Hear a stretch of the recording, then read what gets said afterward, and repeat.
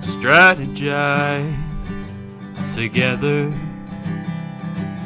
Let's hear it from an expert. Join the conversation, it's informative and free. You and me, let's talk some strategy.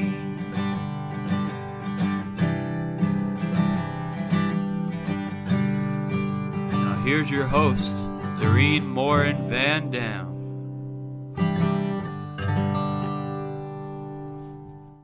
Hello, everybody. I am your host, Dorien Morin-van. Nice to see all of you here. If you're here live, thank you for joining us. If you're here on the replay, put hashtag replay.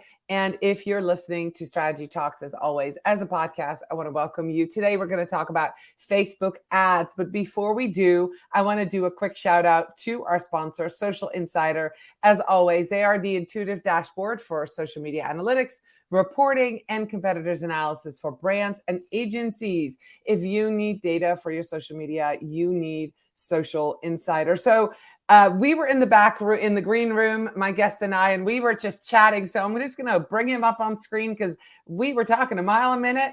And there he is, Azriel Ratz. We are just talking Facebook ads and clients. And it was an incredible conversation. And then we looked at the clock and realized we were past the time of starting. So we are here. Azriel, welcome. How are you today? I'm doing well. Thank you for having me. I know you had to wake up kind of early for this. Yeah, no, that's fine. So Azriel Ratz, who is he? They call him the king of Facebook ads. He has been managing Facebook ads campaigns for over a decade. With an expertise in fashion e-com, Azriel has generated well over 100 million in revenue for clients, taught thousands of students, and speaks international on the topic of Facebook ads. So you really are the king of Facebook ads, aren't you? That is what they call. No, yeah, I've been doing this for a long time. Yeah. So we were just chatting, and it's interesting. We all, those of us who've been in social media, and whether they're organic or paid, have been in this for a while. Some of us, and like you, like me, you have kind of evolved over the years. So your focus now is fashion e-com, right? E-commerce. Yeah. Correct. Yeah. So that's interesting because, we all have specialties and we niche down, and this is where you are right now. Was that an accident, Azriel, that you got there? Or So I mean, I think if we go back, so 10 years ago, I was working for a nonprofit organization, and I live in Israel, so I'm not like connected to like the big marketing companies in America that I didn't know about them back then. And my boss basically had this idea, like, we already have an email list. Why don't we just post the content we're anyways writing on to Facebook? And back then there was no Instagram. So it was Facebook and Twitter. Maybe there was a Pinterest, and we had an email newsletter. That was basically it. And when we saw the crazy success of Facebook, they basically figured out they could take Facebook ads, grow the email list, build an online publishing system where they would write articles all the time. And then they would sell stuff in the articles. And that was the entire idea. And so there was nothing, there was no good example of that outside of what we were doing.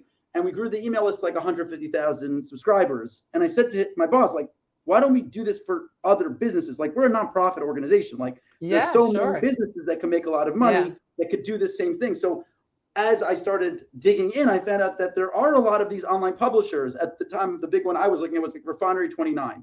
It's like enormous fashion, like basically Vogue of the 21st century, even though Vogue is still in the 21st century. And they basically figured out, like, we have a lot of emails and those people read emails and we sell stuff in the emails and they probably made a ton of money. But like, we had really figured out a system that grew email lists. Like, we had figured out how to do this using ads.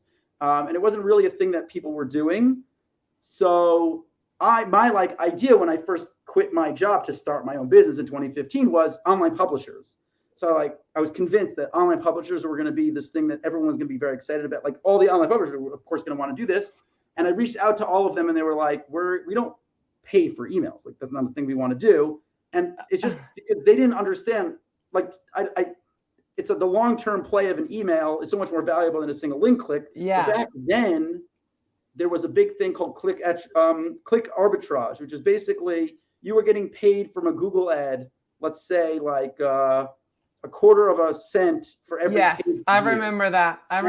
You could get a user to come to 15 pages. You'd make, I don't know, 3-4 cents.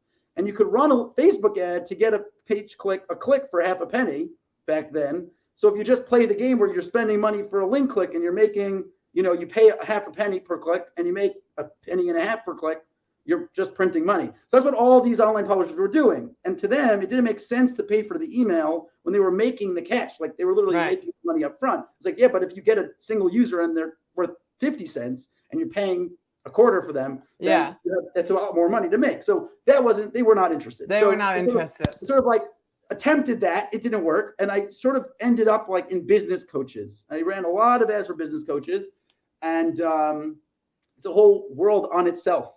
It happens to be business coach is a very interesting world. Mm-hmm. And it was not for me. So I sort of left that, and I sort of landed on this person that I had met, and they were telling me about their business. And I thought it was wild that essentially they have a system that basically they can make as much product as is needed to sell almost into like within a week. They can make the product. They can have it sent to their company.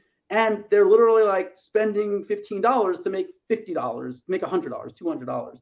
And as the math worked out, these brands, and the top of the screen says the 4 pillars of optimize ad performance. And it happens to be that fashion brands likely have all 4. So it's basically like you get to keep getting the best hand dealt to you every time you play the game, because fashion brands just fit the mold so well of what is needed for ads. And I just looked at it and said, this is the type of company I could essentially show up to 80% of fashion brands and say, this is what I'm doing for these 4 other brands. And you need to do it too. too. To your brand and print money. Yeah. So let's dive into those 4 pillars. Let's go. People are listening. People are watching. Let's go. What are those 4 pillars? Because I'm an organic specialist. People that are watching might be in marketing. They might be organic. They might do paid. You handle a lot of people's money, a lot of accounts, right? You spend a lot of money on ads. And before we get into the 4 pillars, one question. You do both Facebook and Instagram since they're integrated now. Correct. So you consider that like one product? It's one product, yes. Yeah. Okay. So I just wanted to get that clear. If you're watching this, if you're listening, when we're talking about, Facebook ads or Meta, we're talking about both putting the ads on Facebook and Instagram. So 4 pillars. I actually find out that less and less people know that as I have conversations. Really? Yeah. That's interesting. Well, because they look so vastly different. Correct. Although if you set it up right, and this was going to be one of my questions, what do we need to set it up right? If you're new, we know that they belong in the same Meta suite, right? But a lot of people don't have them. That's one of the most frequently asked questions that I see in the online forums for social media managers. They get a new account, and this has nothing to do with the 4 pillars, by the way, but let's just get on this now real quick. They get onboarded as a new client and they can't add the Instagram account to the Meta suite, or they can't grab the page because somebody else owns it. What happened? When did this happen? And can you just explain like in 1 minute? It's complicated. Yeah. So Facebook realized that there were a lot of hands on any individual piece of business. And it's very likely that when you're like an enormous company and you have 1,000 people that need access to something, so each individual piece had to be able to like run on its own. So Facebook is like, we're going to build a suite. They call it Business Manager. And essentially what that allows the owner of the business, whoever's managing the business, to structure each individual piece on its own. So let's just give an example. Like imagine Starbucks, right? So Starbucks has thousands of different stores all over the world. And it's likely they're running, I don't know this for sure, but it's likely they're running pages in every single relevant language. Sure. And they have ad accounts for each company, each like little portion of their company that's running different languages. So if this guy Todd works for the French Starbucks, he does not need and should not have access to the German and the English and whatever other languages, and he should not have access to the other ad accounts. So they needed to create a system where basically you have hundreds of Todds all needing different access. They had to build a system that allows you to give the right access to the right people. I see. The thing is that they just sort of built that in 2018 and said, well, this is how it is now. And they never like thought through what happened when it became more complicated. So as an example, a company came to me and they bought a business. And with that business, they got the Facebook page. With that business, they got the email list. With that business, they got the ad account, but they did not get the business manager. So even though they were able to move the ad account, they could not move the Facebook page. And it was trapped in this random business manager of the old, and it wasn't even the owner of the last business. It was some guy that had worked for him years ago, but it didn't matter because he had the access he needed. And I deal with these issues so often, and Facebook just goes, oh, well, there's nothing we can do. I'm like, I don't understand. They bought the business. They are the owners. We have a paper that says they are the owners of this business. I run into these issues all the time. What I tell people is like, don't put your Facebook page into your business manager. It works just fine without it. And you could give people access directly on the page. So whenever things get stuck, I try to just tell them like, just don't attach it to your business manager. The only reason I care about business manager at all is because there's one thing that business managers can do if you have attached your ad account, then ad accounts without a business manager, and that is targeting your email list. So everyone on earth wants to target your email list, but you can only upload an email list if that ad account is attached to the business manager. So all I care about is that that's attached, and I don't want anything else really, like unless you have one of these enormous businesses with all of this structure that you need the structure, great and fantastic.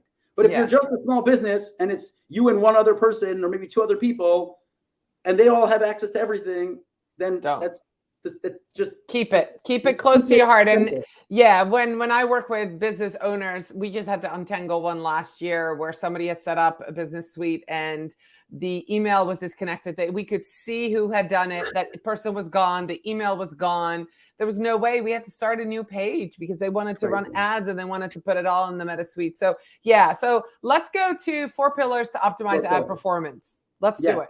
Okay.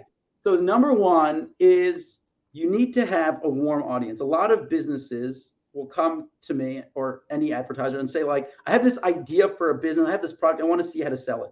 And so what I look at first is I say, to me, there's 3 parts of a Facebook ad. When you first show up to Facebook, you look at the who am I targeting? Like who the right person is. Sure. The how of like, how am I getting them to go from having never heard of me to buying? And the what is like the thing I'm selling and the offer in which that is being sold. So if you come to Facebook and you don't have knowledge of at least 2 of those items, you can potentially never learn the answer to your question. So just give an example. Let's say you're selling computer mice, okay? Yeah. So you say, I know I'm selling computer mice. That's the what. I know what the what is, but I don't know who to sell to, and I don't know how they want to buy. I don't know the ad they need. I don't know the landing page. I don't know all that stuff. So I show up and I make an ad and I target people, people that have interest in computers, and I sort of hope like maybe they care about mice. I don't actually know. And then I start running ads. What'll happen already, I know will happen, is that your cost per impression will be high because Facebook finds the ad you make, unless you magically did it right on the first try, the ad you make will be poor quality to the audience you're targeting. So your CPM, cost per impression, will be high. Your CPC, cost per click, will be high because they won't click on it. They won't have an interest.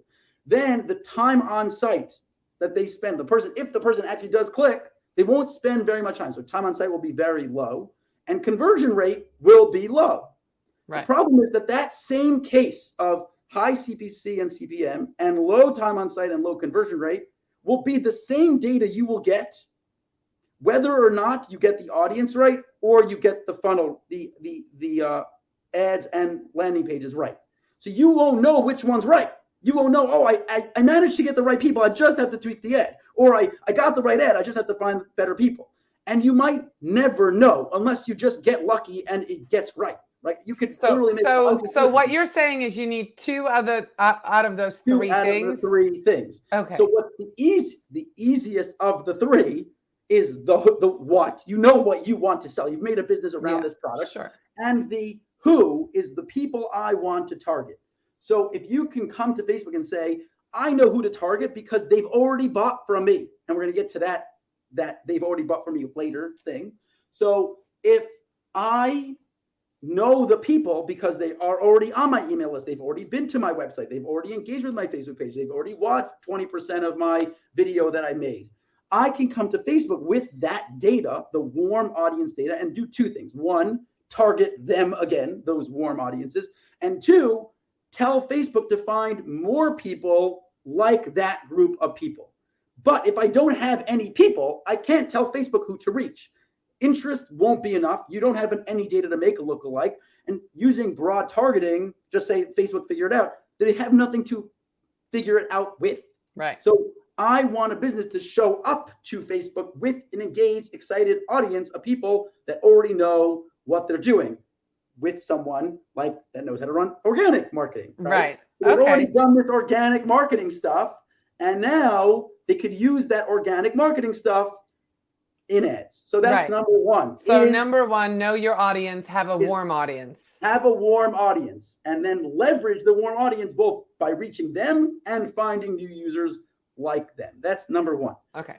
Number two is quality content. So I probably would say of all the things that businesses do wrong, it's they don't make enough good content or any type, enough content in general. I think that's a big issue for most businesses. They don't make enough content.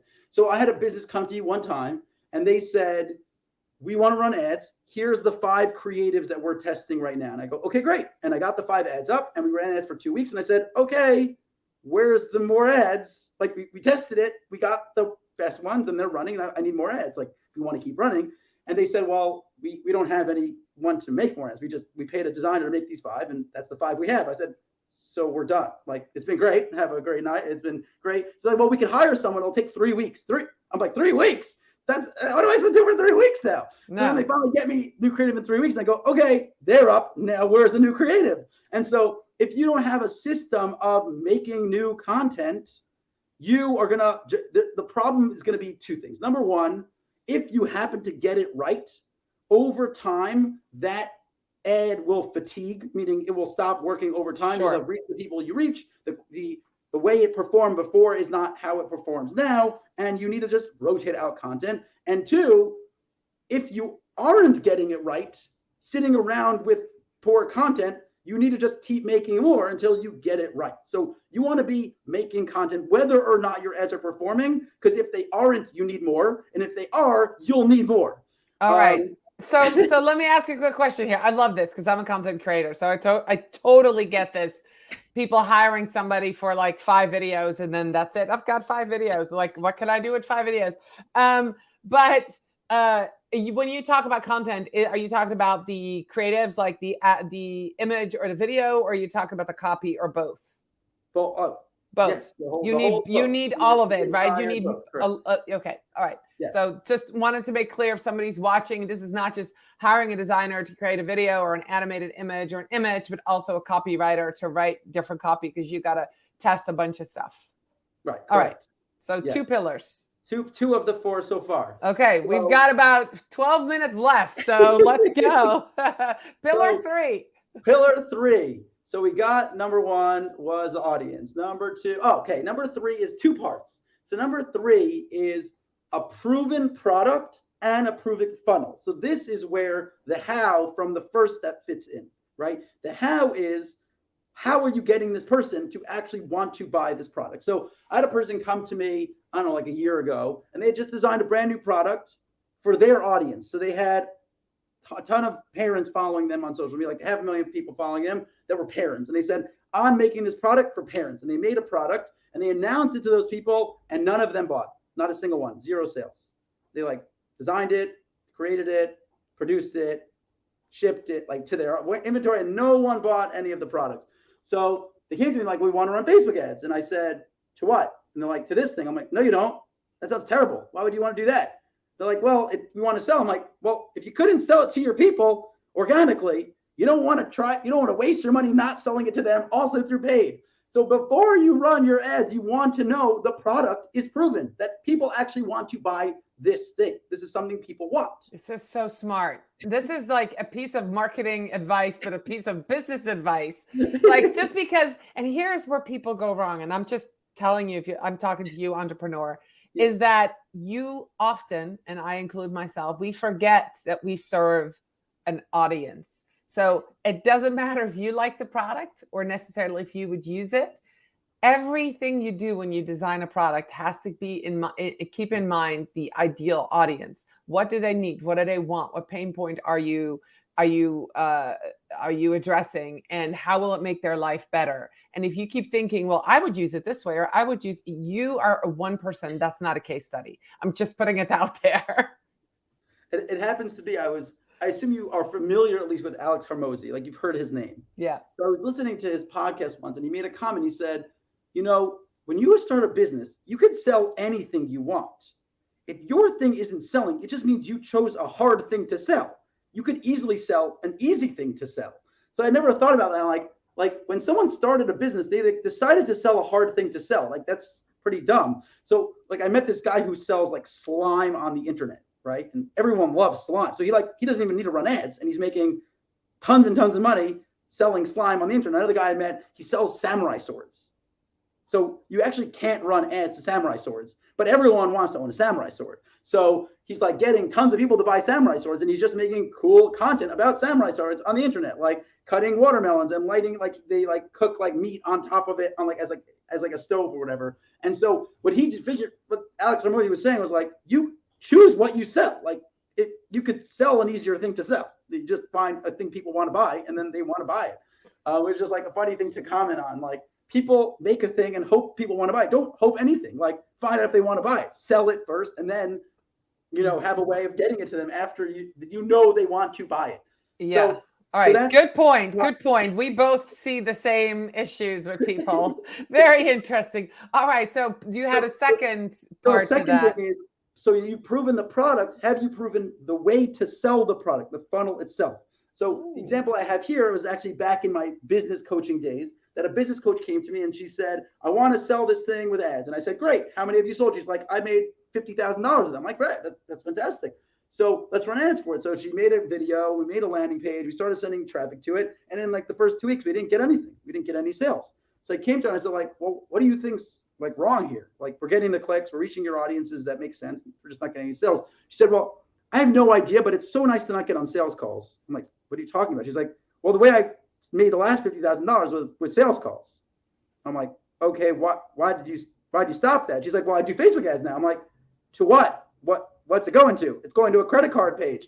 And so she was selling a $3,000 product with a sales page that went to a credit card checkout. Instead of to a person who can have a phone call and nurture the lead.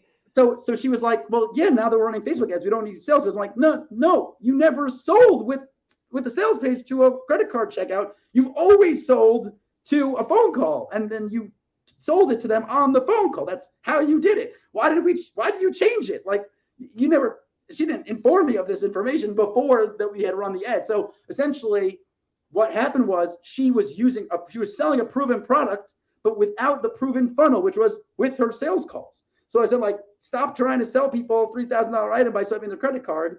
You got to get them on the phone to get them to buy the stuff. So that's how you know the how that we spoke about from before, that we want to make sure that this is how people actually buy this thing. So look around, people are selling your thing. Your thing is probably not that unique. And that you look around and you see like, oh, other people are selling it. How are they selling it? What is the offer that they're doing? How are they finding those people? How are they selling those people? And just don't like literally copy their landing. Do not just like copy their landing pages, but like be inspired by how they're doing it, by doing it in a similar way. So that is number 3. And the fourth one, which is almost like, it sounded like a secret. I feel like people don't know this. If you sell your thing for very little money, you will make very little money when you sell it. So my suggestion is that your average cart should be for Facebook somewhere around 110 to like 200, 250, somewhere in that range between 100 and 250. The reason for that is below 100, by the time you make the product and get it to your store and keep it in your inventory and pay for your electricity and pay for the returns and any damaged products. So like it's probably costing you somewhere around 30% of the cost of the item before you've ever sold the item. Okay. Right. And now you're selling it for $20 or $40. So 30% of 40 is $12. So you're already out $12 from 40. So that's $28. And now we're going to sell it for 20. Okay. We're going to sell it for, let's just call it 20. You make $8. Congratulations, $8. Okay. But then you still haven't dealt with returns. You haven't dealt with discount codes. You haven't dealt with all that other stuff. By the time you're done selling your $40 product, you probably make like $3. And it probably wasn't worth going through that work to make $3 of profit. But if all of a sudden it's $150 and you play the same numbers again, all of a sudden it's not $4, it's $40. So that is a very important piece. And I've met so many businesses. Like I met this guy, he's killing it on Amazon, and it's really great. And he's like selling, toys and puzzles and games, and they're all like in this range of somewhere between like $15 and $35. And I said, it works really well on Amazon. Someone's searching for puzzles and you show up number 4 in the puzzle section of Amazon, you can make a ton of money. But if you're running the same puzzle for $15 on Facebook, you're not making any profit. No. Like it's just not happening. It's just not happening. So it's a very important thing to have a good average cart, which again, somewhere between 100, like I'm flexible, somewhere around 100 to somewhere around 250. Above 250, all of a sudden, people start thinking a lot more about the product. Like I'm buying a $500 table. So like I need maybe I might need to see it in person and go touch it. Chair before, I'm prepared to swipe this credit card. Like for example, a business coaching package for $3,000. I might want a phone call, for example, to actually sell that thing. So that's where I want to be. And obviously there are exceptions to the rule. For example, the guy that sells slime, he might be able to get sales for a low enough price. He might be able to make the product for a low enough price that it makes sense to sell it for $40 versus $100. Then there are people that, if you're a super well-known business that's selling a top of the line, well-known, like, let's talk about Lisa Jenkins. Lisa Jenkins told me that she has this chair that she sits in, like her work chair that she loves, that I wanted to buy, but I couldn't because they didn't ship to Israel. And I don't remember the name of the brand, but they're like $500 chairs. The thing is that if you type their name into Google, there are only amazing reviews.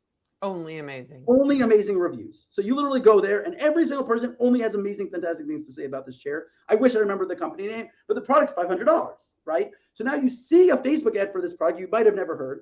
And then you go on Google or Amazon or wherever, YouTube, and you watch reviews, and it's literally just people going, this is the greatest chair ever in history and changed my life forever, right? So for that sort of product, even though it's above the $250 threshold, it could work because it has the backing of the social proof and the reviews and all the other great and fantastic stuff. So there are always exceptions to these rules, but if you can get as many of these 4 pillars right before you ever spend money on ads, you can get a way better result with your ads by doing these things right, so that you're not wasting all of your money with an unproven offer to people who don't want it, with a product no one wants to buy, and then not making enough profit after you managed to do all the things wrong at the end.